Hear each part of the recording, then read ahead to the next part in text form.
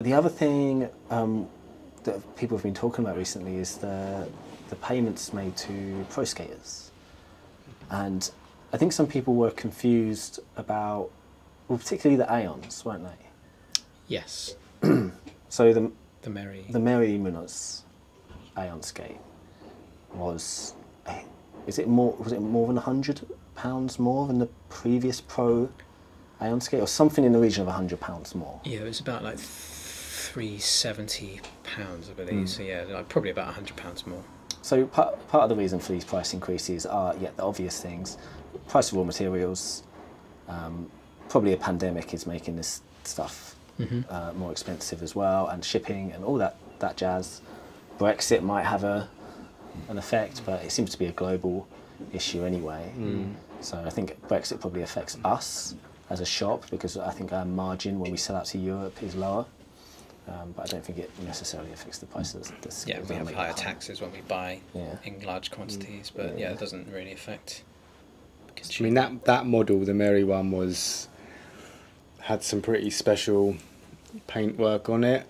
Yeah, it looked cool. And it had a white line. Is it a white mic? I mean, it had certain elements that aren't included on any other model at all. So there's no way. Wheels as well, right? No, I think it just had normal wheels, but like had the ratchet straps and things like that. So there's loads of reasons why it would cost a little bit more anyway, regardless of any royalty scheme that they decided to bring in. But the royalty scheme, they'd said, I don't know if this is an official announcement, but I'd seen somewhere that they're paying the riders 6 times more than they used to. Okay.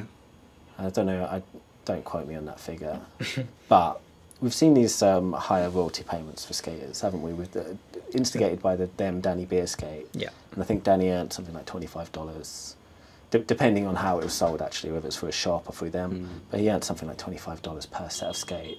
And that is in comparison to previous pro models, which, I mean, I've heard of skaters being paid as low as $1 per set of pro skates, which is really low.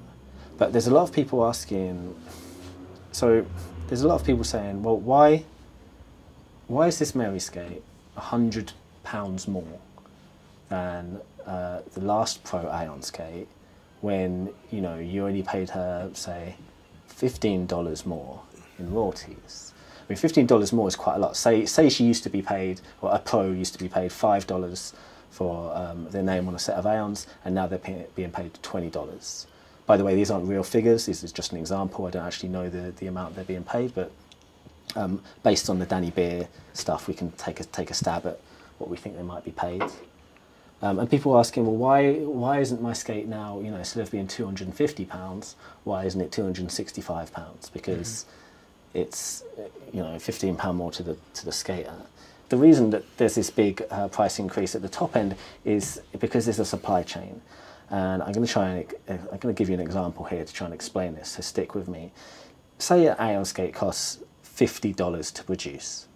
Powerslide pay $50 to produce that, and then they say to the skater, they're saying, we're going to give you $5 on top of that as a royalty payment for the pro skate. So now the skates cost $55 to produce.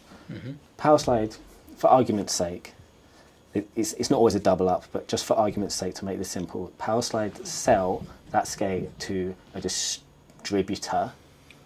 Powerslide don't sell to distributors because they are one.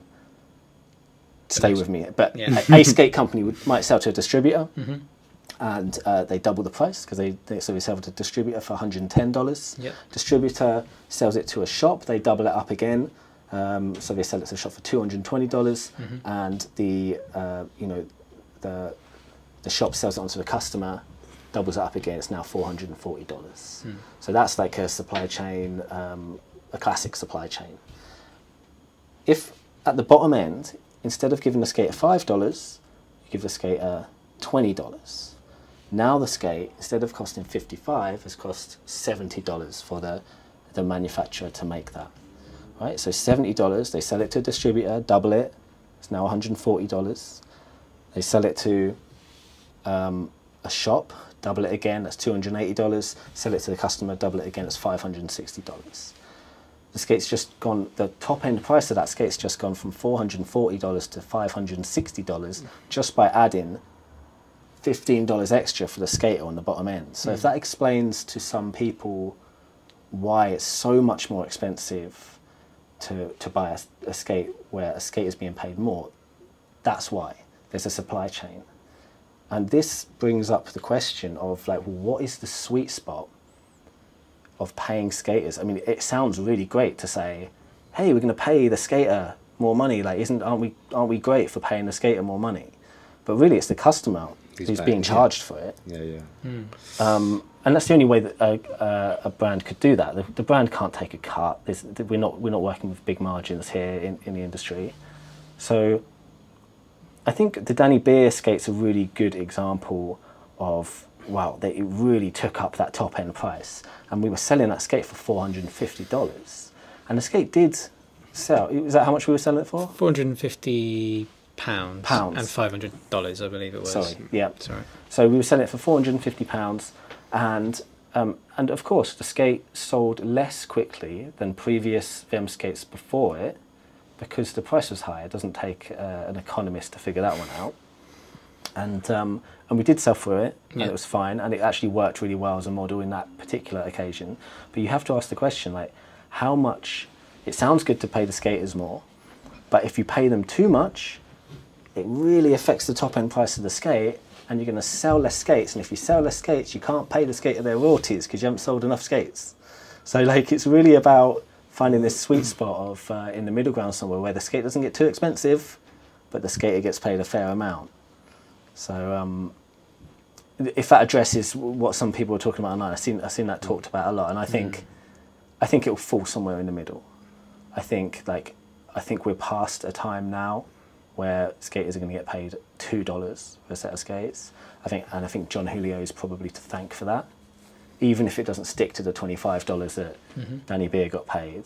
But I mean, if it settles between $10 and $15 per skate, I think everyone's going to be happy, and I think people are used to paying a little bit more for the skate to support the skater. Good times, right? Good times, yeah. So, I mean, we want our good skaters to carry on skating, so something's got to happen, right?